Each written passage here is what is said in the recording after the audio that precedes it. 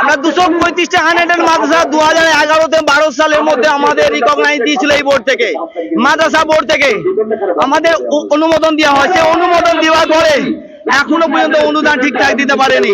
2500 শিক্ষকের কিছু কামিন সাম্মানিক দিয়েছে, 2200 শিক্ষককে 1300, এখনো 300 টিচার কোনো পারিশ্রমিক পায় না।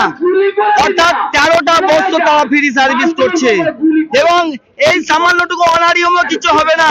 6000, এই 6000, 5500, 5000 টাকা এই বেতনে সংসার চলে না, তাদের তেল খরচে শেষ হয়ে যায়।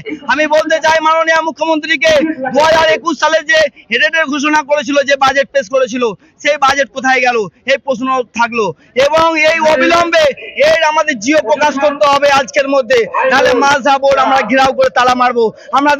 আমাদের প্রতিজ্ঞাবদ্ধ করে এসেছি, আমাদেরকে পুলিশ কন্ট্রোল করতে পারবে না। আমরা এই ব্যারিকেড ভেঙেছি, আবারও ভাঙবো। আমাদের দাবি যতক্ষণ না মানা হয় ততক্ষণ এই দাবি, আমাদের আন্দোলন চলবে। আমাদের চাই। আমি শেখ মোহাম্মদ শামীম, হুগলি জেলা।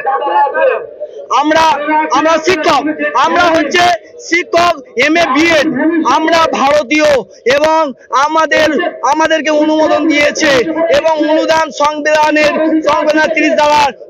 30 ধারাকে ধ্বংস করছে TMC সরকার। আমার নাম শেখ মোহাম্মদ শামীম, হুগলি জেলা।